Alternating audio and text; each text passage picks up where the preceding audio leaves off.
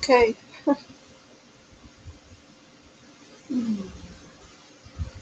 It's evening now on the prairie, Thursday evening, July 14th, been another long day. I went outside a little while ago, sat on the porch for a little while, walked around, looked at the chickens and the ducks and the sheep and the flowers, and looked down the way, and I saw Mike carrying his buckets, doing his chores. He walks neither fast nor neither slow, just steady, carrying his buckets, followed by his retinue of cats. uh, oh my goodness. Actually, it was a little cool out.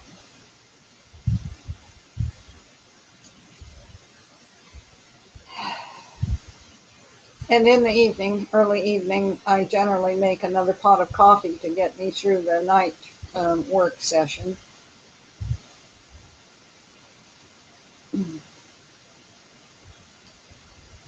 It may seem like it, but this is not all I do. I do other things, not a whole lot, but some other things. Every day I work a little bit with my hands. This is a project currently that I have a million fabric scraps, and the rule is that you have to use them all up. This happens to be a pattern. This is a quilt block. I'm making just the blocks. Just blocks, and it's just pieces of scrap. Later on, I'll put all the blocks together, and that will make the top. It's just a long process, but the thing is, if you do a little bit every day, that's how you get things done. The power of littles. Never neglect the powers of littles. A little bit here, a little bit there, and that's how you actually get things done. Sometimes when the press is so great that you can't do it all, but you do a little here and there. Anyway, this particular block pattern is from the Civil War, American Civil War, and this is a modification of the old pattern, but it's very similar, called Battleground. And it seemed to me like, I don't want to focus on using up good fabric right now, although, that's optimistic. I have tons of brand new fabric that's never been cut. But when I work with scraps, I don't have to worry about anything. It doesn't matter if I cut the wrong end. It's just easy work. You don't have to think about. But the idea is that you must keep your hands busy. And I made it a point to collect all this fabric for the time of the end, believe that or not, because if and when the grid goes down and there is no electricity, you're still going to have time on your hands, and idle hands are the devil's workshop. And even if there's no electricity, sewing machine won't run, there's no lights in the house, whatever, I can still use needle and thread, and I can still make quilt blocks and quilts. Even in the very worst of conditions, I can do that. I don't know if that sounds like an important goal to anybody, but I thought of that years ago. That, you know, so I'm going to talk just a little bit about today. There has been a major attack, terrorist attack in France. The last death toll that I heard was 77. The French people were celebrating Bastille Day, which is kind of the equivalent, I guess, of America's 4th of July.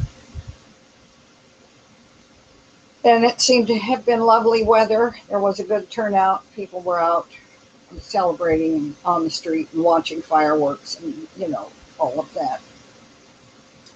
And somebody apparently went berserk in a large truck that was loaded with various kinds of explosives and bombs and whatever. And this berserk truck went down the avenue and ran people over. Seems to be what happened. I watched a live stream for a while.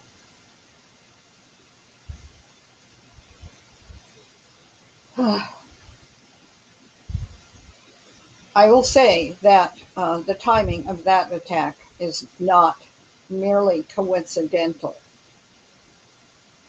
to what is being planned, what is in progress now as we speak in the United States. The globalists are global.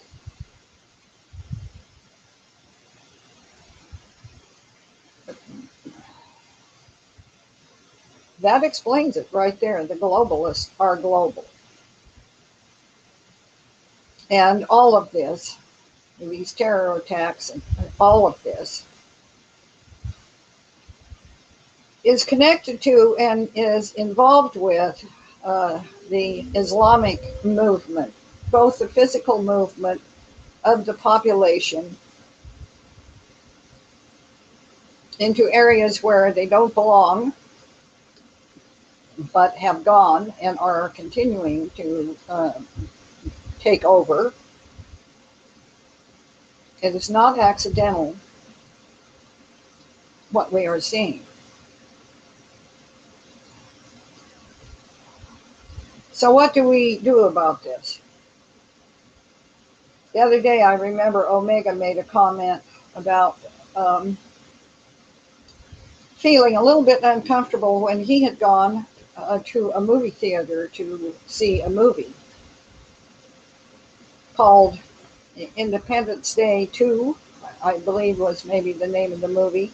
Anyway, he remarked about it afterwards that for the first time, he had felt a little bit uncomfortable about going into a crowded theater, and he remarked that they're finally getting to me. Okay, you guys, it is not a weakness to recognize when there is a danger abroad.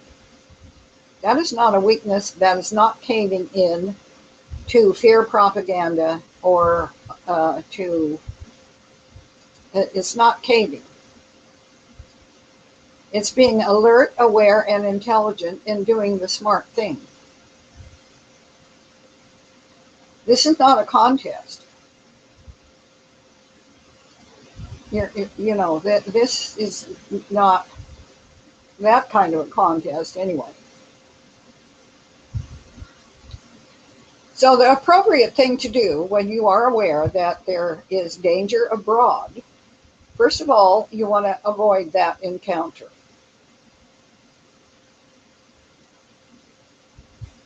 We all should have enough sense to do that. Do not go to places that are not necessary for you to go. If you are in an area, and there are some people who are in those areas and can't get out of it, they are there. Don't have the means, the funds, the ability, anything else. There you are. You may be in a hotspot.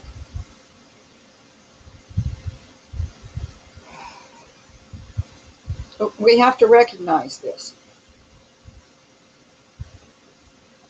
Um, the last few days, the prepper sites have been burning up. They always kind of are, but I mean, even more so, with the advice about stocking up with food supplies, supplies of water, medical gear, on and on and on. I hope many people have done that. I know that many other people have not done that, and I know that many other people wanted to do that and couldn't get their act together.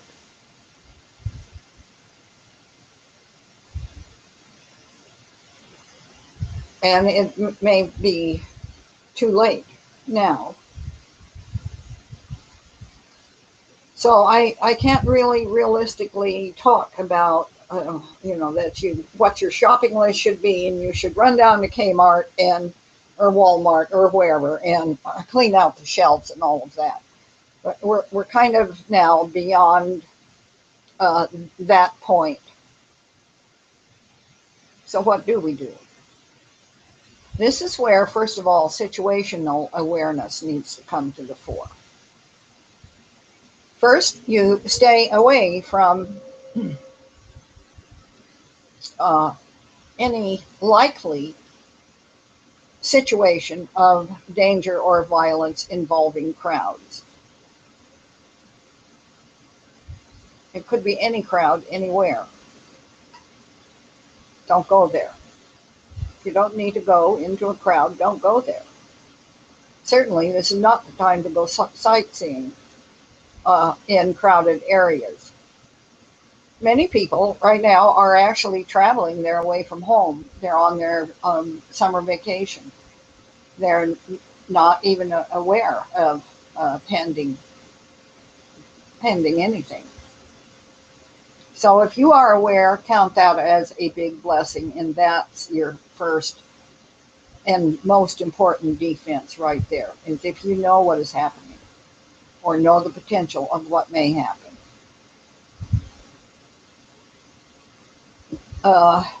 When I get to it, I will put up on my blog a piece that I think I've probably posted it before about what it actually looks like during the next stage of collapse.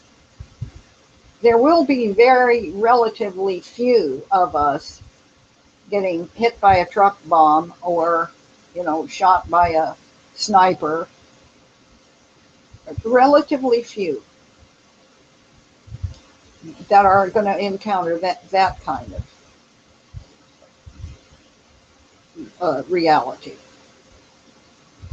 But we will all be affected by the secondary next stage of collapse as this moves forward. I always was most concerned about being away from home. I'm a homebody. I like being home. I have never wanted to travel. I have never I didn't even like going to work. I liked being home. I would have been completely happy if my whole life had been at home with my love and my children. That would have been ideal for me. It didn't work out like that, but that's what I was cut out to be. Anyway, I am a homebody, and I have always wanted to be home, and certainly now I would prefer to be home. You may not be home, and you may have to react on your feet. Think on your feet.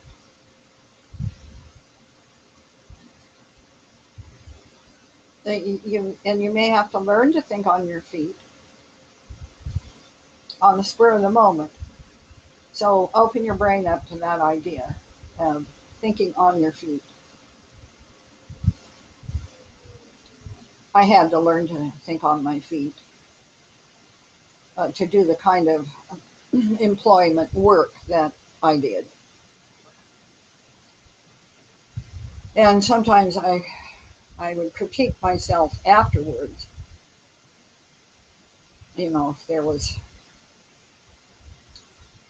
and I could always see, I always felt deficient as I looked back and critiqued my own performance during a time of crisis or imminent decision when I was the decision maker and I had to do this, that, or the other.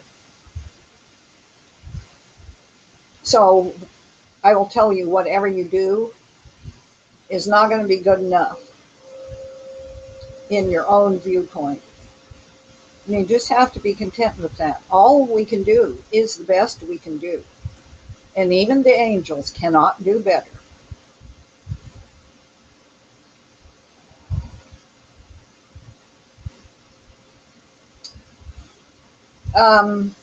The truck bomb, terror by vehicular terror. I saw another piece earlier today. I didn't think too much about it at the time. It was that odd duck, Mr. William Mount. He does these videos, and I have posted a couple of them, and I've watched a few more. He really is an odd duck.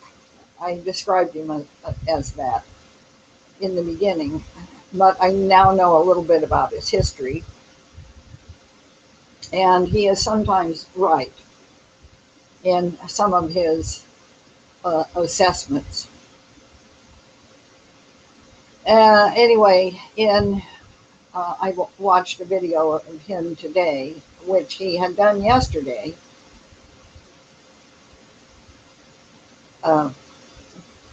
No, I take that back. He had done this video today, early in the day.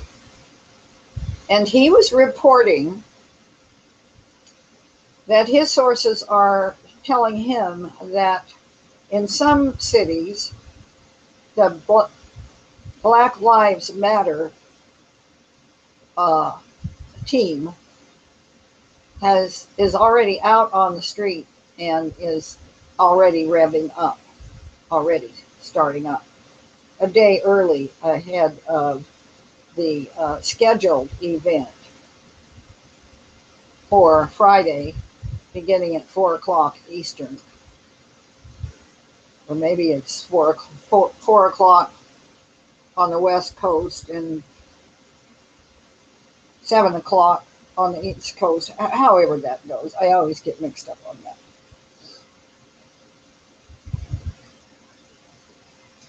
And he was saying, William Mott was saying in this, that they, the BLM people, have had to go ahead. Got it yesterday from the meeting in the White House with the press to do, what are they calling it?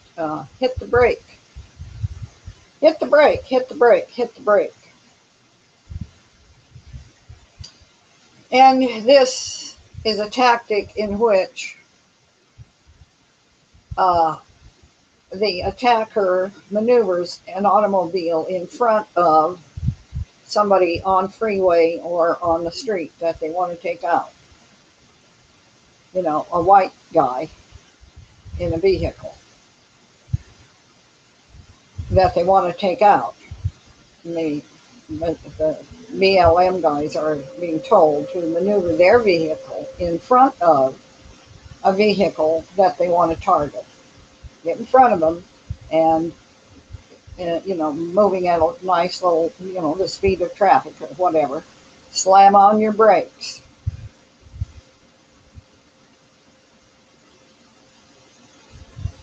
And so their vehicle gets rear-ended.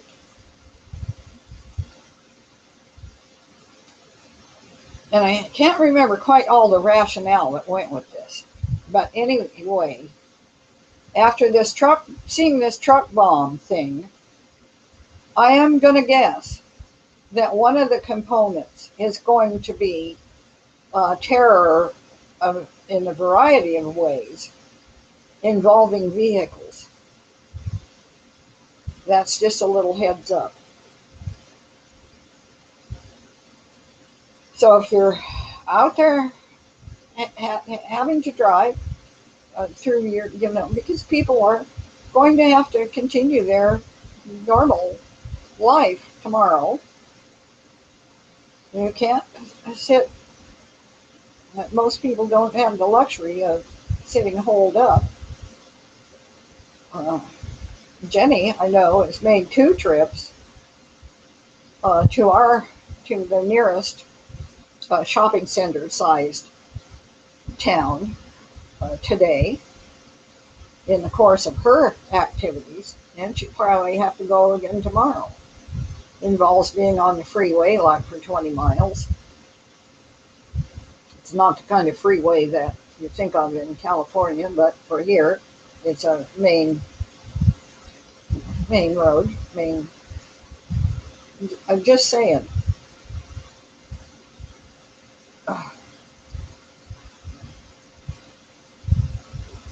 I guess the most important thing to remember or to be aware of, the way I'm seeing this, is that this attack in Paris has removed any shred of doubt that this is a worldwide coordinated effort. And wherever you may be within the sound of my voice, in North America and beyond North America, this is what we're going to be seeing. And yes, a large part of it is tied up and tangled up with the Islamic movement. And don't get confused there. Islam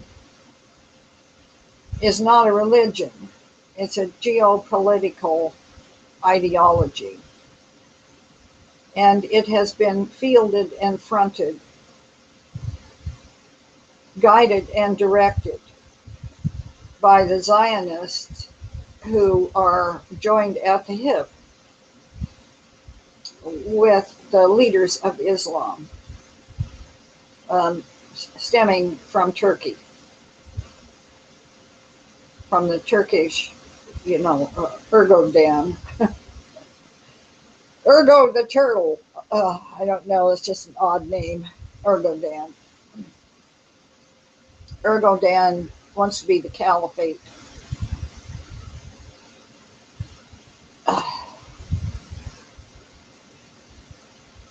And there is nothing at all benign about the, quote, religious aspects of Islam. The practices are so barbaric and so satanic that you cannot conceive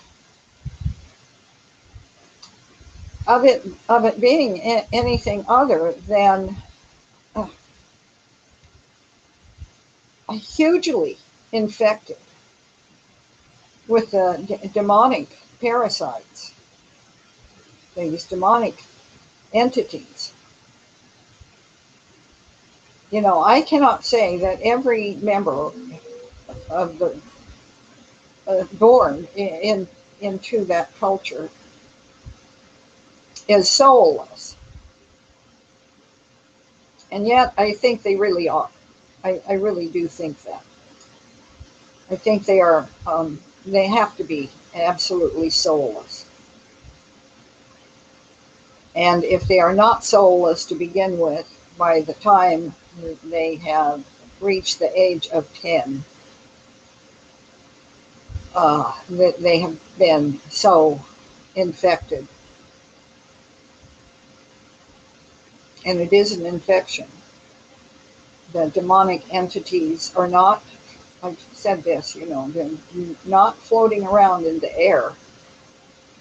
They have to be embodied in a body. Then they animate. They work through the mind and they animate the body that they're inhabiting. And here comes Jenny. sneaking in, and she's waving to me to not turn the camera on her. So I will stop this broadcast and see you in the morning, if not sooner. You know, I think they've created a monster here uh, in giving me this new toy. So anyway, I'll talk to you later.